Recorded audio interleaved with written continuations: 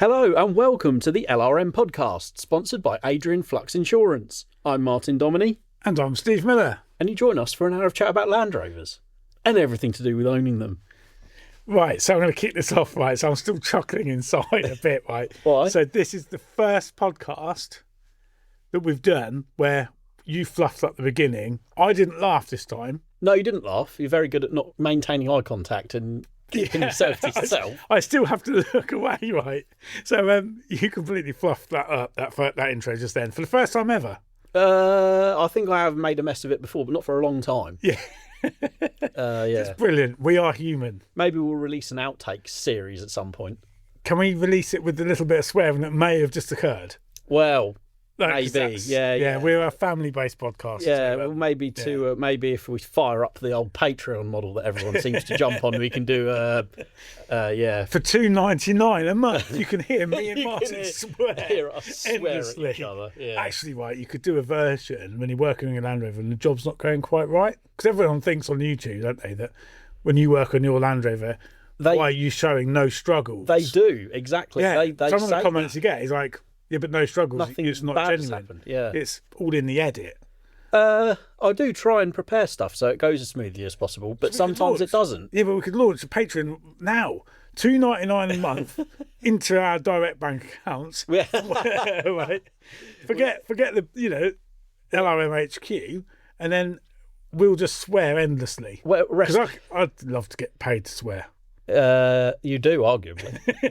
Rest assured, listeners, we're not going to be hiding behind Patreon just yet. No, ask us again next month. The lights are still on for the minute, but I know what you mean. Like people, I'm doing another video. Hopefully, it will be out next Saturday. Depends if I get time to edit it or not. Where I do genuinely struggle quite a lot, so keep an eye out for that one. But well, I'm looking forward to seeing you doing your retrim. That's the one. Yeah, because I want to see because I know that job is a absolute pain in the backside. Yeah, it was all right. Other people might not struggle, but I found it particularly difficult. A mixture of the seat being the oldest design that you can get, like not many share. They have a complete metal, like steel frame rather than a diaphragm. There's a few differences that made it much more challenging than it should have been.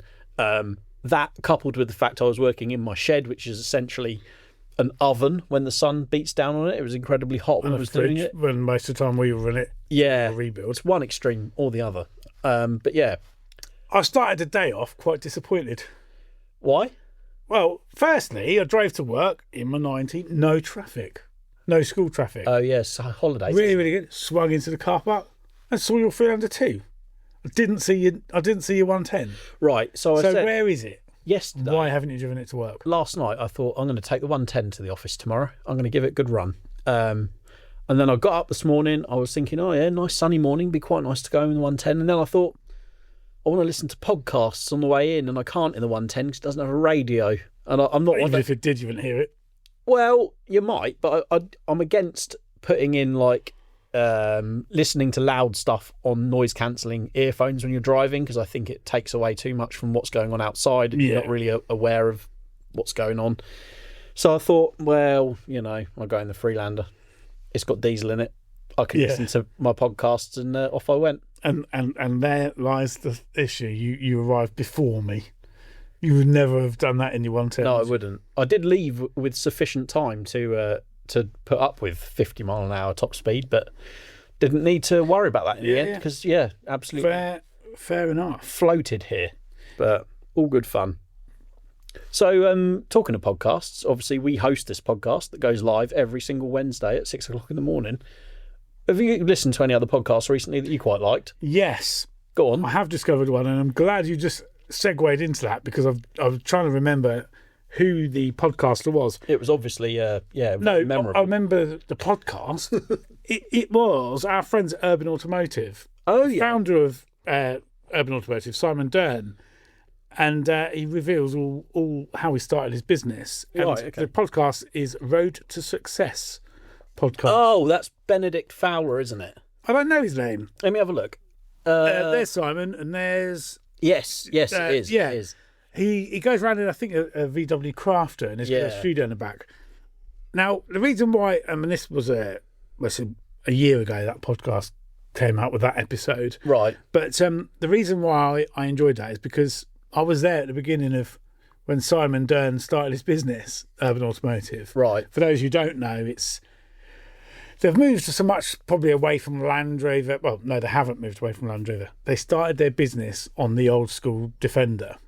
Yeah. The business model was, well, if Twisted can put one out for X amount of money, there's a massive margin in it. We can do it as well, but for less. The clue is in the name as well. It's all very street style modifications. Yeah, they did adventure editions and things like that. And funny enough, I looked at my Facebook memories, and 11 years ago to the day that I was driving in an Urban Automotive, one of their early builds. Oh, right.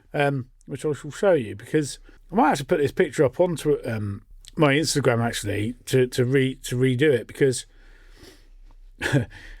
I just got onto my Facebook. So memories, right? 2 years ago today, guess where I was?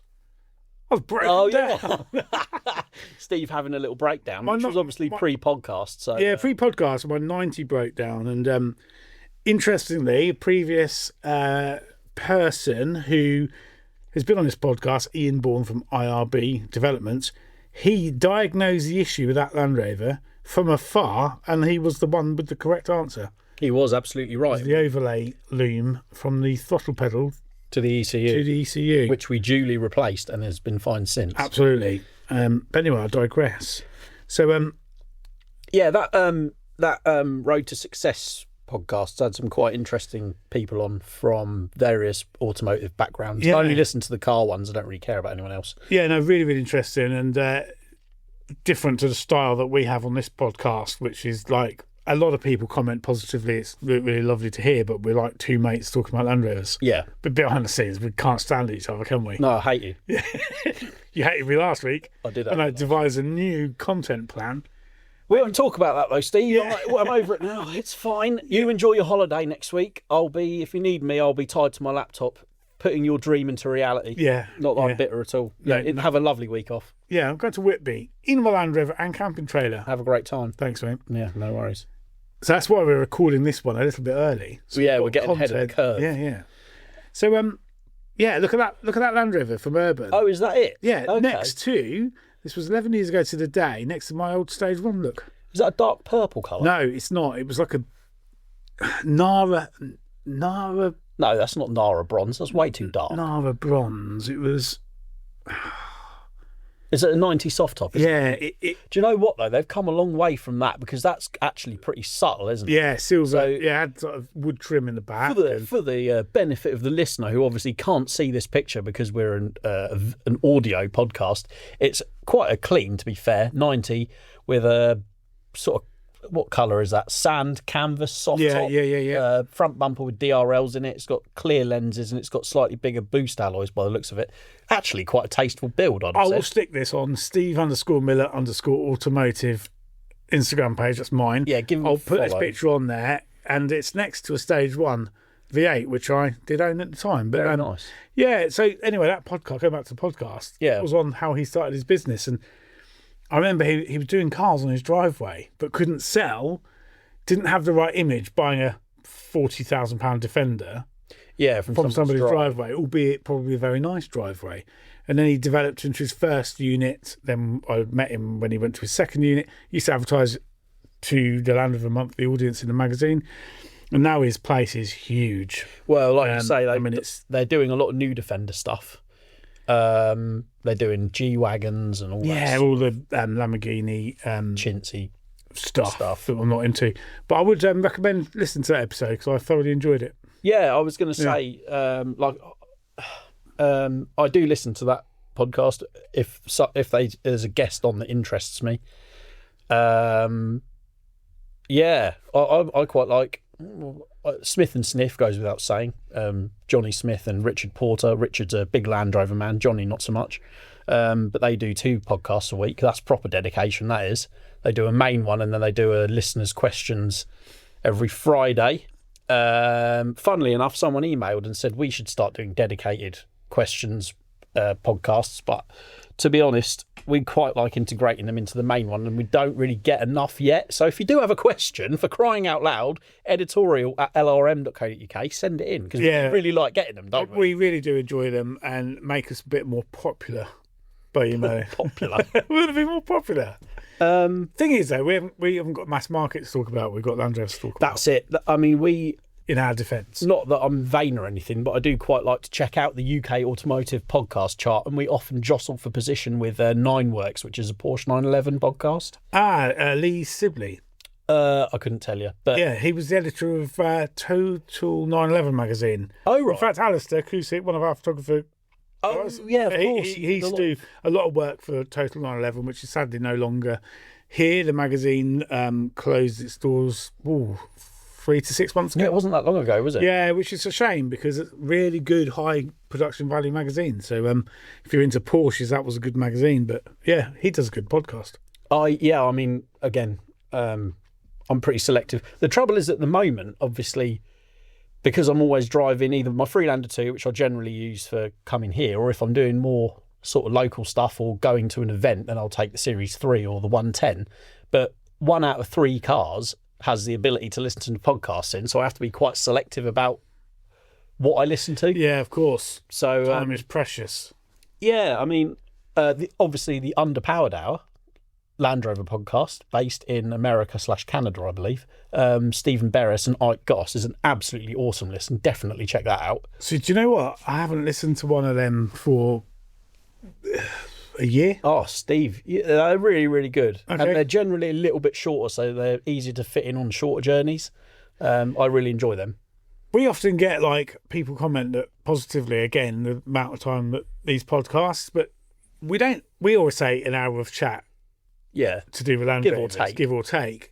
But do you know what? It's kind of like a natural point in which we run out of things to talk about. Yeah. We get to an hour, we don't even look at the time.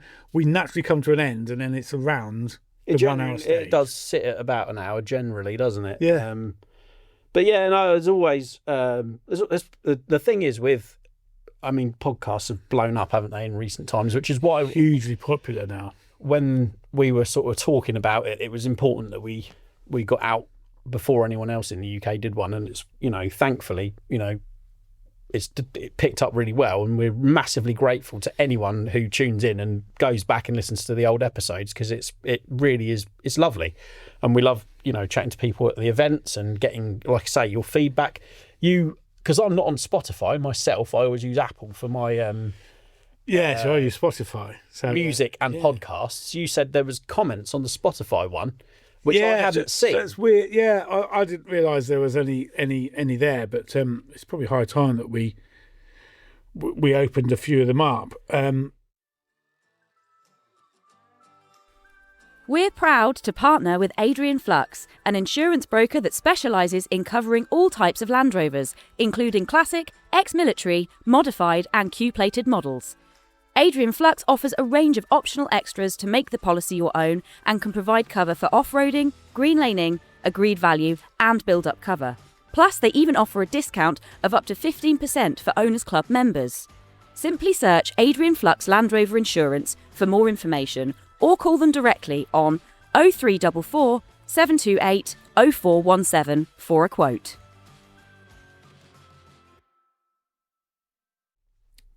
So on the latest podcast that's out now, Main Music is called, one day ago.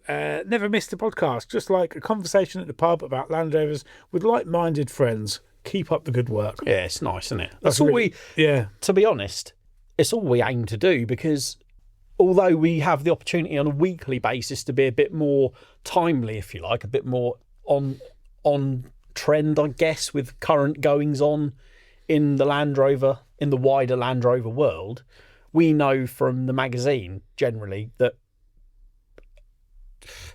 to speak very generally, not that many people actually care about the nitty-gritty of what goes on with Land Rover as a company. If you wanted that, you could go on any automotive news website and pick that up. Yeah, the enthusiast chat is what we love, and that's what most people who we speak to love as well. So that's what we carry on trying to deliver, basically. Yeah, we are the enthusiast. Well, yeah, pretty much. We are. Yeah, we are. Funnily enough, yesterday I was using a bit of software to cut up the big beer tent special we did at Billing into like shorts to promote it on social media and stuff like that. And I looked back over it and thought there's some really funny moments in that. It was really good fun. I'd love to do something like that again. We must do another live one at some point. Yeah, no, definitely. I really enjoyed it, actually. Doing a live one at the show was, well, I suppose in some ways it was quite difficult. We knew it was being filmed.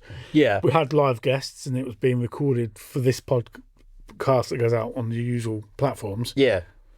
And we had the audience in front of us. Yeah. In the beer tent.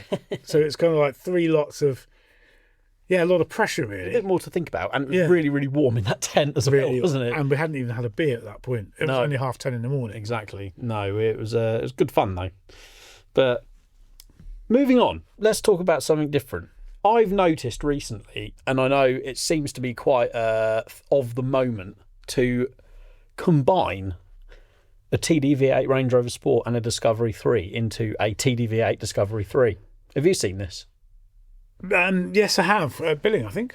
Yeah, so there's quite a few. I mean, this isn't a new idea by any stretch of the imagination. I know in LRO years ago, we featured one of the first ones that was done up in Scotland, I believe it was, which was 3.6 TDV8 that gets pulled out of a Range Rover Sport and then put into a Discovery 3. And what a machine, a V8 Disco 3. Really, absolutely really cool. Immense.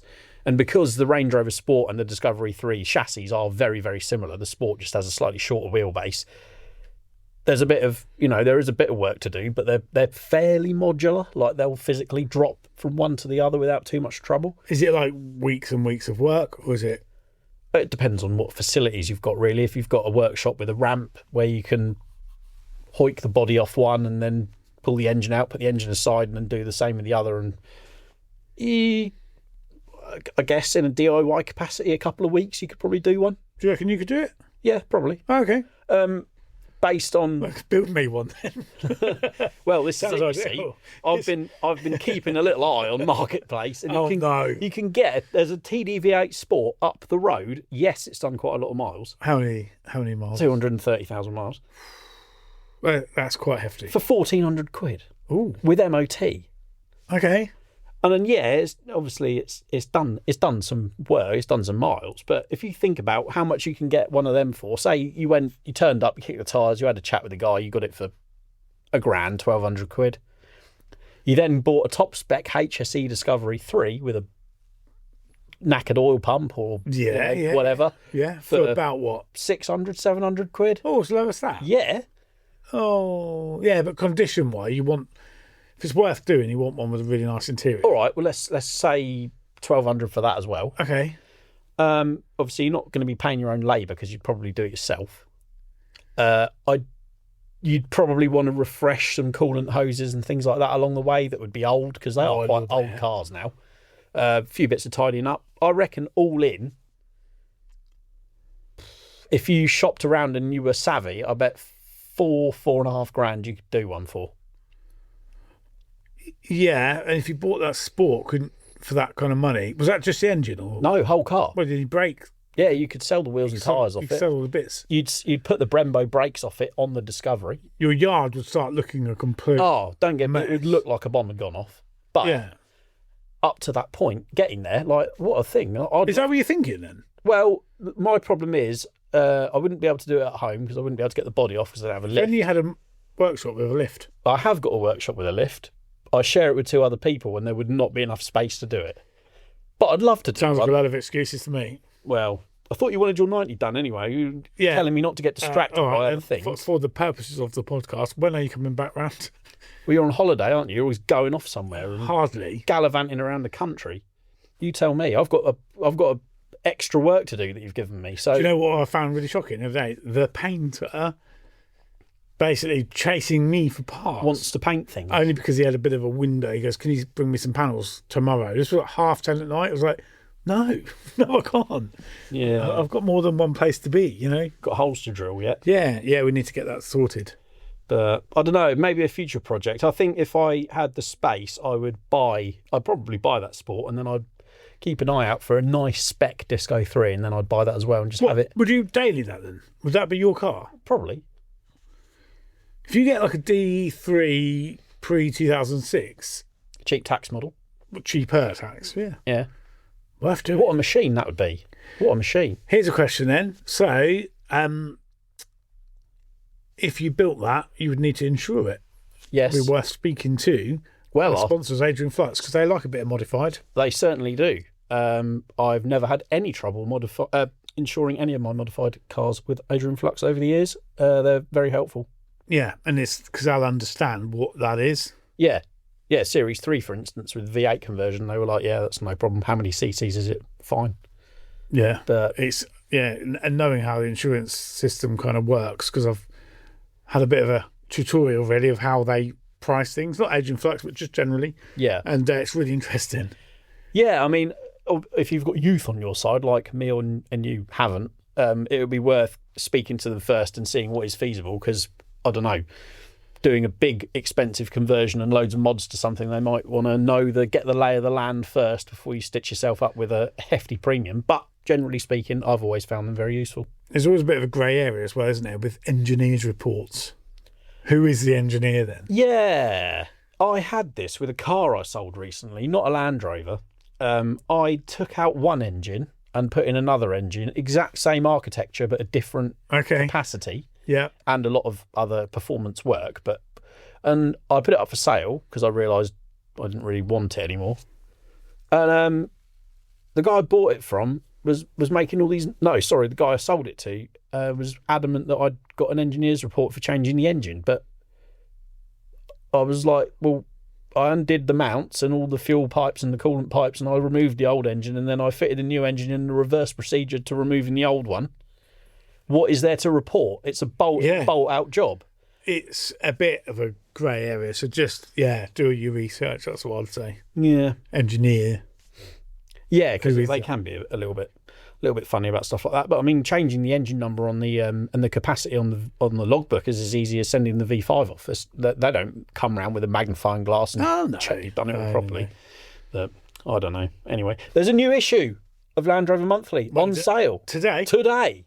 Wow. On Wednesday, as well as this podcast coming out, you've got an even bigger helping of Land Rover goodness coming through your letterbox if you're a subscriber, or on the shelf of your local supermarket, newsagent, local shop. Go and grab it. It's really good.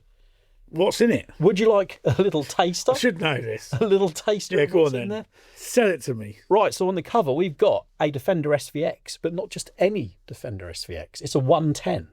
When did you last see one of them? I thought they only made 90 S-Fixes. Well, Steve, that's a common misconception. Well, they did make the one. They made 110 station wagon SVX as well.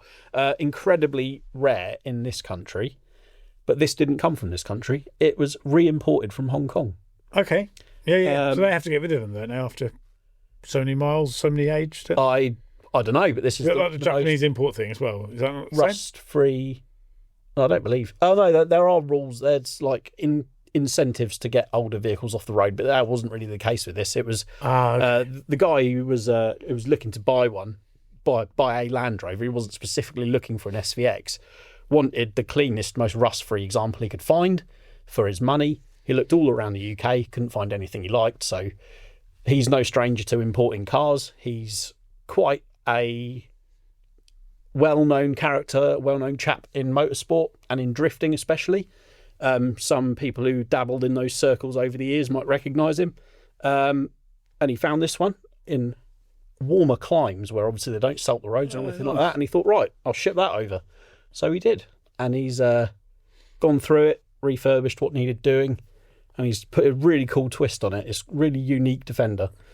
So yeah, be sure to check that out. It's on the cover. Very, very nice too. So it's quite recognisable then. If you see the cover of LRM, you'll recognise it. Yeah. Definitely. Yeah, good.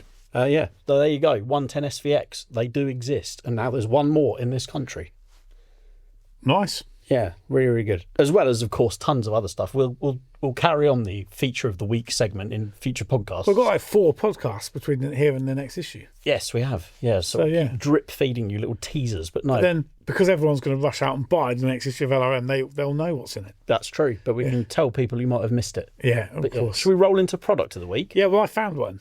Have you? Yeah. This is I found one this time. News to me. Go on then. You take the lead with product of the week this week. Yeah, I've just got to. Yeah. So it's interesting. So it's a compact CB. Okay. From our friends at thunderpole.co.uk. I can't believe how cheap CB radios are. Right, so for $64.99, you can buy it's one of the best methods of communicating between vehicles when you're out on trips. Yeah, like we used one, didn't we, when we went laning? We certainly did. Recently. No need to worry about phone signal. No, because there wasn't any. No, there wasn't. No, and just the communication and from the person that's opening the gates can go, especially on a photo shoot for us. We were like, "Can you stop there? Back up a little bit." Really, really handy to have. The CB radios that you build into your car. This is the T600, and it has all the features you'll want. 80 UK and EU channels, voice-activated transmission, extension speaker socket, all packed into a 109 by 26 by 120mm unit. Supplied as standard with a microphone, bracket, power lead, but you can upgrade to a complete set, including the aerial, for just £99.99. That's a lot of That's kit a lot of kit for the isn't money. Yeah. And I'm like, why haven't I got one? You should have one, really. All Land Rovers should have the big floppy aerial. Big whip on do the you top. get the big whips now? You can buy them, yeah. What's the difference between a big whip aerial and the shorter ones? I suppose the range, is it? I don't know, because you're technically supposed to tune them, aren't you, to different... But it's been about 15 years since I had a CB, but I should have one, really. Did you have a handle? No. Okay. No. How many candles were you burning when you had a CB? I don't understand. Do you not know? What's the... You did not grow up in the 80s. No, I didn't. Okay. I How was many but candles were you flicker burning? in my father's eye in the 80s. Do you know, remember, like, what's that film, the Pigpen and all that lot? You on about Convoy or something? Yeah, Convoy. No, I've Pigpen and Pepsi Tango. Yeah. How many We've got a candles were you burning? 10-4 good buddy. Yeah, all that nonsense. I think they should bring that talk back. Well, maybe you can if you get yourself one of those. How many candles you burning is how old are you? Really? Yeah. Is it? Why Yeah. would you want to know that on a CV? That's a bit Well, weird. if you're chatting somebody up. I mean, Between truckers. Yeah. yeah, that sounds very odd. Anyway, between Land Rover people. Wow, this took a turn. I did grow up before the days of mobile. I never had a CB. Have you not? I had one in my first, probably, my first 3 Defenders. I had CBs. Well, at the same CB that I swapped between them. Yeah. And I did have the big dopey whip aerial on the gutter mount on the roof of my truck cab.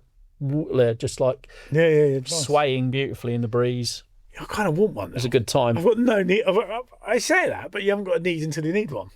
They, I mean, for green laning, they are very, very useful. Yeah, really good. They really are. So maybe, when we get some more trips in the diary, you'll have to invest in a Thunder. There you go. Yeah, thunderpole.co.uk, $99.99 with the aerial. What a lot. Bargain. Yeah. Yeah. That would suit your little 90 as well, actually. Your Well, it's got the thing for it. It's had a CB in its life. Oh, is it? Yeah, because it was on one of the estate vehicles. It's still got the thing to hold the Has it? Oh, receiver. Why haven't you bought one yet? Don't know. You need to fill that gap. Yeah, I wanted a wireless first. Yeah, you still haven't got to that bit yet, to be fair. Oh, dear. I need to put a front prop on it first. Front prop? Yeah. Oh, your front prop's a bit weird, isn't it? Because on the back prop, you've got both grease nipples on the UJs, and on the front one, you've had quite a lot of prop shaft-related action recently, haven't you? Because your project needs a new one. We spoke about that last week. Yeah, so I fitted the back one, and I don't know if I've said this last week. Yeah, you did. Yeah, I? You painted it, and the slider is locked up tighter than that. Degreased it, painted it beautifully, really lovely, and I didn't realise the slider was all locked up. An absolute lesson in So futility. it's now in a scrapyard in the sky. Never mind, Yeah. But yeah, I think you should get another CB, and you can. Well, I'll get my first You one. can shut up, fellow truckers. Oh, dear. Oh, yeah. Going back to Land Rovers for a minute, then. We were talking about the other day celebrities and how they either nail having a Land Rover and make them look really cool, or they go the other way and make them look absolutely terrible.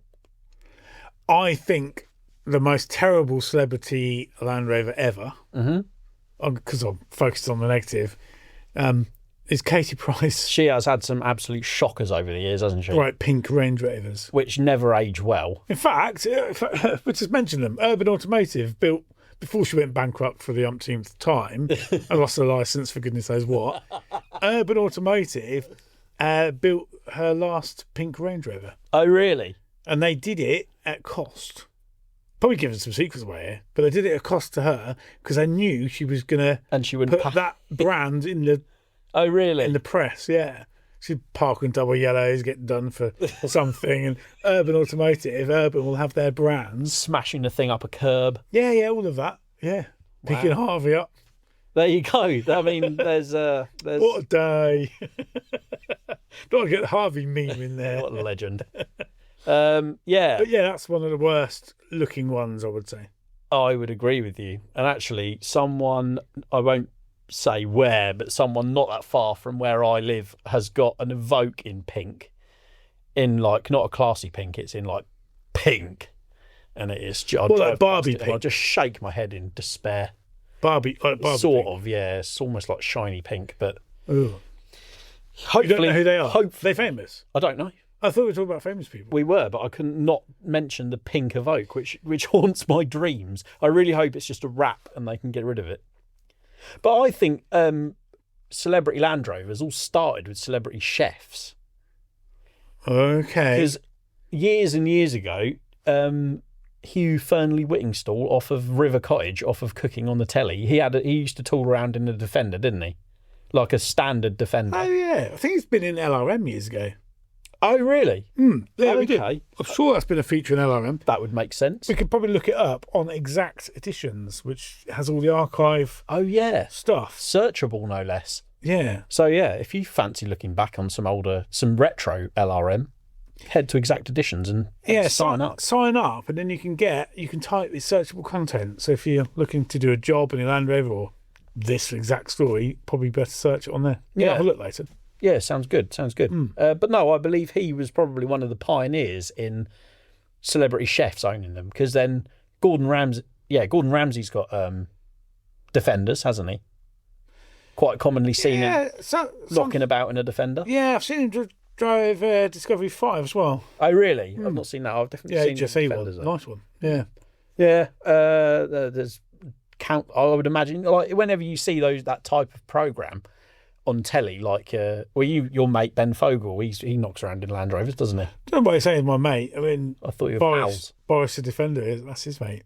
Oh yeah, yeah. Do a bit I don't know Ben Fogle, but he's always a. But I think that adventure and that kind of, it's an adventurous car. It's all very British as well, isn't it? Yeah, it's nice to be seen to be British when you're in doing things in the English countryside, and fits in well, I guess, with a TV aesthetic. It kind of does, doesn't it? Like people like David Beckham, he could probably drive any car he wants, but he loves Series. He's got Series 3, hasn't he, with the wheel arch spats on, which divides opinion. Yeah, I'm not a wheel arch spat on a Series type of trap.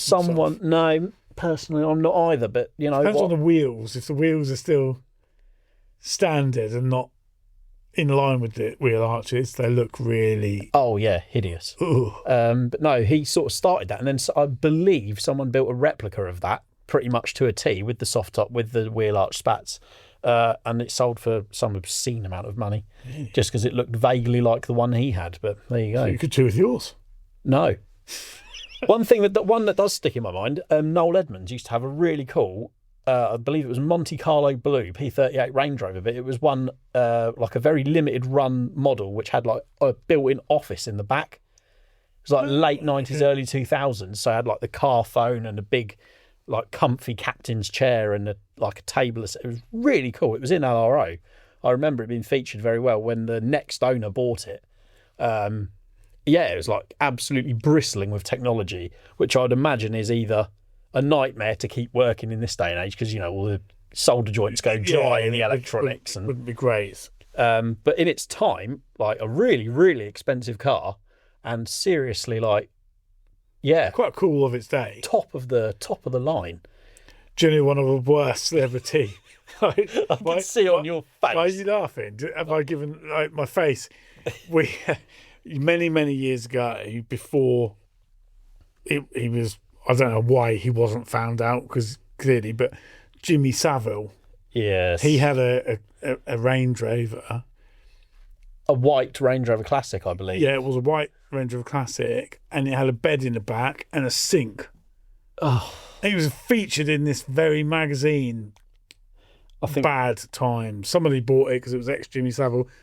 At the time, yeah. At the time, it was quite a thing. It was a thing, yeah. To have, but imagine, I don't know who bought it and who sold it. Hopefully it's been crushed now. I think it probably has. Yeah, that's the best thing for it. I know his old house up in the Highlands of Scotland, I think it's near Glencoe, actually. Well, that's been knocked down, hasn't it? It was heavily vandalised. Let's change the subject. Yeah, let's do that. We're going down a dark path. We are going, but these are like celebrities. I mean, that's probably a little bit worse than Katie Price's pink one. Oh, yeah. I don't think that's comparable, Steve, to be honest. Oh, yeah. I mean, yeah, she hasn't got brilliant taste in cars, but compared to Jimmy's... Oh, please don't sue us. But no. What did we have for lunch? It's like we've been to the pub. Let's engage Difflock and go in a different direction. Vinnie Jones, he's got Land Rovers. We featured his. He was on the cover. Very tastefully done Land Rovers. He likes a bit of shooting. He likes a bit of country sports. Does Vinnie Jones? I believe Squire Editions have done his, actually. Yeah, I think he went to the game fair recently in his... Yes. I noticed he was advertising the fact that he was going to go to the game fair in his Land Rover, like, all right then. Yeah, as I'm sure many other people did. But no, he has got a good eye for him, and he's a very, very nice blend of upmarket feel, but also functional. Definitely for him. Yeah, definitely do. But you can see that, he's a movie star and ex-football, etc. But his real love is the countryside. Yeah. And everything to do with living and appreciating it. Definitely, yeah. He did Crafty Countryman, I think. Was it Crafty Countryman, something like that? He did a really nice series of YouTube videos. Oh, okay. Well worth checking out about his farm and that sort of what he does. He just plants a lot of trees and does a bit of shooting. But you can tell he loves it, and you can tell he loves Land Rovers. Genuine, yeah. Well into it, isn't he? You know your 4x4. You've chosen every upgrade, every bolt-on with purpose. So when it comes to tyres, chunkier, wider, more capable for the conditions, you want the perfect fit. Not just any tyre, your tyre. That's why you'll choose 4x4tyres.co.uk, the wheel and tyre specialists, trusted by Land Rover owners and serious off-roaders alike. Whether you're upsizing, overlanding, making your Defender look the part, or your Discovery turn heads, we'll guide you to the right set.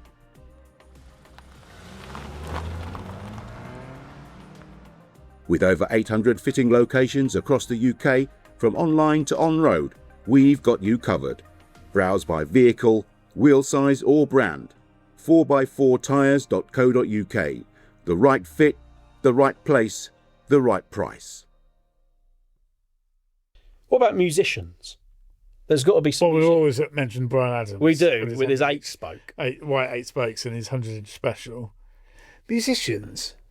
Oh, well, of course, Land Rover, they're quite on the sort of on the rapper game at the moment. The latest sort of marketing angle they're taking is to get like rappers from London talking about new Defender. I couldn't name any of them because that is not my area of expertise. All the rappers I could name one. Eminem. There you go. Yeah. We can't talk about that yet, can we? We've got what? We can't. We've got an exciting announcement to make, but we can't make it yet. It's so exciting. I've got absolutely no idea what you're talking about. Well, we're talking about music. Music. All right. Well, we'll move on because Steve's stumped. Yeah, but, I've no idea. Okay. Yeah. Fine. But keep an eye out. Keep listening to the podcast, and we've got exciting things to talk about later in the year, haven't we, Steve? Oh, do you know what? It's been a long day. It's been a long day because we are recording this towards the end of the working day, I have to say.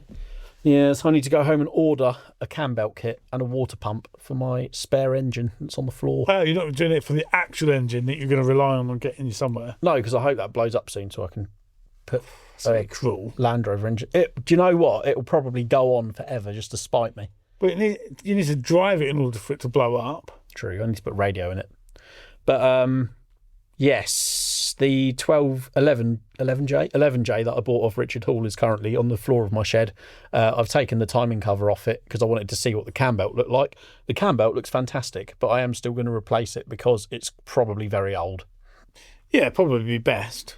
And it's staring me in the face now, so I'd be stupid not to.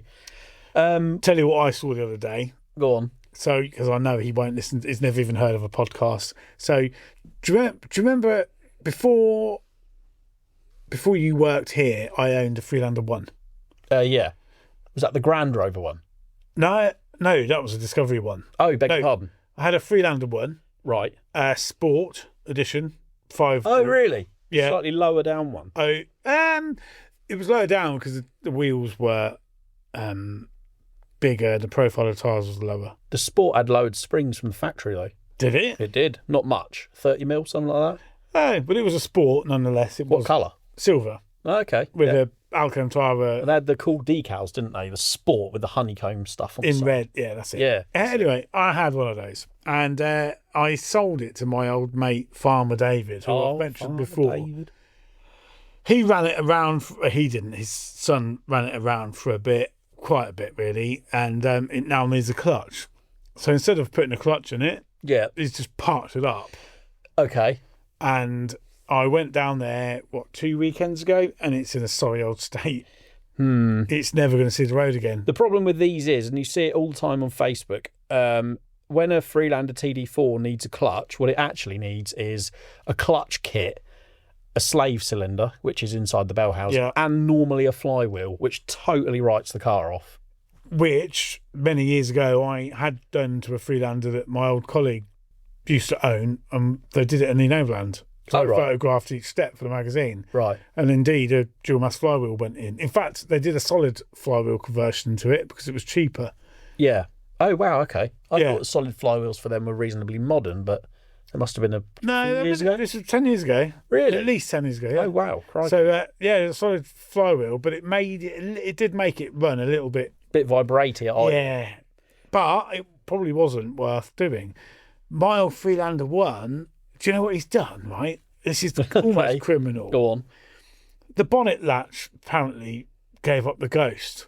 So instead of buying a new bonnet latch, he's fitted, those like rubber bonnet pins. Really? He's fitted them to the outer front wings onto the side of the bonnet. Like a Caterham 7, like the rubber bungee things that you pull down over the... Yeah. That's a bit much, isn't it? I thought you were going to say put bonnet pins on it like a race car. No, he's done that. Because he happened to find them in one of his old sheds and it was like, why waste good money on a bonnet cable? Just fitted them instead. That's a bit much, isn't it? That car will probably never see it will never see the road again. It's a shame because that was relatively low mileage, but it's only on about 110,000 miles. The Freelander Sports, when people get hold of them now, obviously because they, like for reasons you've just described, the numbers are depleting quite quickly. When people get hold of them who are enthusiasts, they really love them. It's great. And there's one that comes to quite a lot of meets and shows near where I live, and it's just a really, really nice car. And they put a lot of time into like a bit of the factory history and like the way the model came about. They always display information about it. It's good. It's good to see. No, it was a good one. It's just a shame. He has got like 20 plus cars down there. Yeah, you're never going to keep on top of that. That's the trouble. Well, he doesn't keep on anything. They just get randomly put into different sheds that all leak. Oh, no. Yeah, it's a serial car buyer. It always has been. Yeah, it is. But unfortunately, a slippery slope, isn't it? Yeah, it's just a shame when you don't often see your old cars that you get rid of. No. And I went down there after a couple of years. I haven't seen it for 2 years. Like, oh no. On the flip side to that, I'm sure I mentioned before, but at Gaydon, I saw my old black V8 Discovery. Oh, you did, yeah. My K-Reg 200 shape, and the guy who owns it now has done an absolutely splendid job.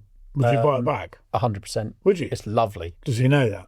I think I have commented on one of his Instagram posts saying I would buy this back. Not that I need to be buying anything else at the moment, because I've seriously... You nearly got sidetracked this week. I did very nearly get sidetracked this week.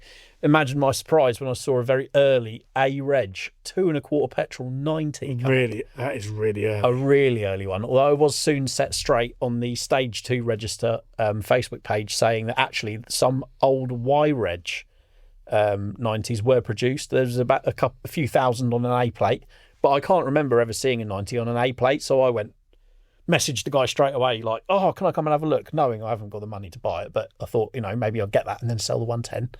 And then I thought... You do maths, don't you, in your head and think... Realistically, I like 90s, but for the point that I'm at now, where I need to move stuff around quite a lot, 110 is so much more useful, and a 2.25 petrol is a lovely smooth engine, but it's never going to do close to the economy of the diesel. I thought, you know what, I'll be doing a lot of the same work again that I've done to the 110, recommissioning that, brakes, bearings, welding. Yeah. I just thought, that's a project for someone else. So I behaved myself and didn't buy it. Years and years ago, I knew a guy with a B-Reg 90, which had the 2.5 petrol. Oh, it's a really nice engine. He used to run on. Oh, really? He used to do a lot of short runs. Right. To and from his place of work, which is probably 2 miles each way. Right. And of course, choke was out to do the run, and then when it got a bit anything warmer than 2 miles, it would run on afterwards. Okay. They did a proper decoke. Yeah. I remember that. It was really lovely. I mean, this was, God, I'm going back some years now. In fact, I went out with the guy's daughter, and I was about 19 years old. Right. I had my old Series 3 at the time. I got on with him because he used to get LRO. He used to buy Land Rover magazine. Right, okay. Obviously, chose the second best magazine in the country at the time, didn't he? No comment. But this was back when LRM was probably out. Well, it would have been, yeah. Well, yeah, late 90s. It would have been, yeah. So that car would have not been that old then. No, 10 years old. No, 14 years old. Yeah. I really like the petrols. The 2.5 petrol's a gem. If you ever find it was really nice. 2.5 petrol engine, they go very well in an early, like say, coil sprung or a series. They're a really nice engine. Very smooth. Decent bit of power, decent jumping power over the 2.25, and really, really, just a sweet little engine. Yeah, nice thing. But no, the lure of the 90, obviously, the 110's great, but the 90's just that little bit more sort of fun, I guess. They're a little bit more nimble, a little bit more, I don't know, a bit cuter. I still think Land Rover should have built a 100-inch. Yeah, 100%, definitely. Yeah, because, well, I don't need to explain it really. It's just, I reckon it'll be the perfect. It's the best blend of stability and manoeuvrability. There's a reason that off-roaders were built on a 100-inch wheelbase for years and years and years. It's just awesome. I don't know. I mean, I guess the reason they didn't offer it alongside the 90 and the 110 was because they wouldn't have been a big enough big enough change between the wheelbases. About 10 inches each one. Exactly. I think you'll find a 90 a 90 is 92.9 inch wheelbase. Isn't it 0.7? I don't know. But 92.7. Let's look it up. But yeah, you should know this. It would. Why should we know this? It would be. If they had done them, even for a couple of years, even when I see like a 100-inch hybrid now, I'm like, oh God, they're so cool. Do you know my favourite 100-inch Land Rover of all time? Mark Evans. Oh. Because he did a splendid job on that, didn't he? Yeah, a 4x4 is born that was on the Discovery Channel. He made a DVD series of it. No. Go on then. What was it called? What did he name that Land Rover? Had on that? I actually don't know. Was it Hillbilly? I don't know. I watched a few episodes of it. I really liked it. He called it Hillbilly. And he brought it to a show, didn't he? I've seen it. I've seen it in the flesh. Early 2000s. Yeah. And I was it was a gorgeous, like mid-metallic blue, wasn't it? Silver modulars, all the off-road kit on it. Oh, tubular bumper. I think I have those DVDs somewhere. You have to dig them out. Oh, I was right. 92.9. Oh, I think it was 92.7. 2,360 millimeters. Okay. So you can stick that in your pipe and smoke it. Yeah, we weren't far out. No. You were more accurate. TDW. Oh, 100%. Nick Dimbleby's hybrid TDW. Yeah, that the various guises that went through. That thing is an absolute celebrity in its own right. Yeah, it's white now, isn't it? I think so. But I remember when it was built, when it was like what's that? What's that sort of greyish colour that it used to be? Grey sort of beigey colour it was. I don't know. Back in the day, unbelievable thing, just beautiful. I've booked my ticket for CT45, the 45th anniversary of Camel Trophy. Oh, right. Big party at Eastner in September. And how do you go about booking that? Well, you head to Google CT45 and it will send you to the Camel Trophy Club website. If you're not already a member, you have to sign up to be a member. It's £21, I think, or £20. And then your ticket, you can either go for the day on the Saturday or the Sunday, or you can camp over, which is what I'm hoping to do. And yeah, big bash, people coming from all over the world to celebrate Camel Trophy. And going to be some amazing cars there, some amazing people. I'm going to try and sweet talk Nick Dimbleby into doing a feature on TEW purely for my own amusement. And yeah, it's going to be an awesome weekend. I think most people would be interested in the latest TEW update. 100%. I would. Well, I don't care if they... Do you know you said about 100% about 3 times in the last 3 minutes? Because I'm 100% certain that... Just everyone's going to pick up on it every time you say 100% now. New drinking game for the LRM podcast. Take a sip of tea every time you hear. I'm 6 pints in now. Sorry. Because of your... I'll stop. But you're going to an event as well, aren't you? Yes. So this is going out on the 3 days before York Land Rover show. There you go. So whilst you'll actually listen to this on the Wednesday, I will be in sunny Whitby. That's where I'm going. Back to my... Oh, yeah, because you're off. You've got a week off, haven't you? Yeah, not logging it in. But I am leaving Whitby. Holiday early to travel from Whitby down to the York Land Rover show, which I've not been to before. You'll love it. It's so great. I'm really looking forward to it. It's a charity event. Yes, I'm hoping to make it there as well. I've got a few bits going on which may put paid to that, but if I can, I will be in my new roof tent. Oh, are you going to come over? Yeah. Mate, come on. This is more of a social for us. It will be. We don't have to do any work, do we? Richard Canterbury, who runs it, RCM 4x4, lovely chap. All the proceeds of the show go to charity. There was loads of stuff on. He's got clubs, he's got trade, he's got a big RC course as well for the scale stuff. I'm keen for looking at that. You'll love it. It's a really, really nice event. Last year they made just shy of £9,000, didn't they, for charity? Yeah. It's just lovely. It's really, really good. I would recommend it wholeheartedly, and I really, really hope I can make it. But if not, what else are you doing? You'll have to fly the LRM flag. I haven't got a flag. We have got flag, banners and stuff. I'm not Take the gazebo. Go on. No, this is purely social. So if you are listening to this and you take a pocket full of stickers, want to say hello, then come and find me. I'll be there. Yeah, Saturday and Sunday. That reminds me, actually. No, I don't think so.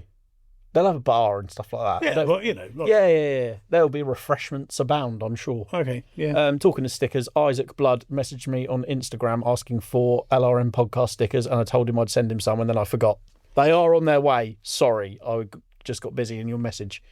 You know, anyone who messages me on Instagram will know I'm quite terrible at replying. So, on that basis... Not that great on email, mate, to be fair. I'm better on email. So if you have got a question or anything like that, editorial@lrm.co.uk, I'm far more likely to pick that up than I am Instagram messages. Yeah. Land Rover Martin, if you want to follow me. I don't. Well, you already do, so tough. Yeah, so there's a bit to go at, isn't there? We're busy I'm boys. really looking forward to York. I'm really hoping, because last time I went to Whitby, it rained every single day. Okay. And it thoroughly tested my latest camping setup to the max. So this year I deserve. I would really like some sunny weather. Yeah, well, fingers crossed it is a good weekend. The last time I went to York Land Rover show was cracking. Lovely weather. Really From Stockfield, isn't it? Yeah, that's right, yeah. Next to RCM 4x4. No, I'm looking forward to it. Yeah, I'm going there on the Saturday morning and I will leave on Sunday afternoon. There you go. Yep. So, yeah, if you don't see me, you'll at least see Stevie hassling for a sticker. And yeah, I need to make sure I take some then. Yeah, I could sort you out with a bunch before you go. And yeah, be a good weekend. And if you're not doing that, please let us know what you are up to with your Land Rover. We absolutely love to see it. You might even get to star in the magazine in the month-in pictures or your Readers Rovers page. So yeah, drop me an email. Or work in progress. Or indeed, if you've got a project on the go, work in progress. Do you know what I reckon is a really good idea? What's that? I want to revisit some work in progresses from like a couple of years ago and see where they are now. That's a good idea. That's a really good and do idea. a collective. You don't have to, just to say, right, where are you now? So if you've ever featured in Work in Progress, let us know. Get back in touch. Because some of them, the thing I love about Work in Progress is it's quite diverse, because you get people who have just picked up a first project, like the one that's in the current issue. Yeah. People who are halfway through and they've got like a Defender scattered all over their garage or driveway. Like me. Garden. Yeah, like you. My work is in progress, but it wasn't in progress. Indeed. Or people who have got the pictures from doing the rebuild but have now finished it. So yeah, the first two categories, I would love to get an update. So if you've been in Work in Progress before, again, drop me an email, editorial@lrm.co.uk.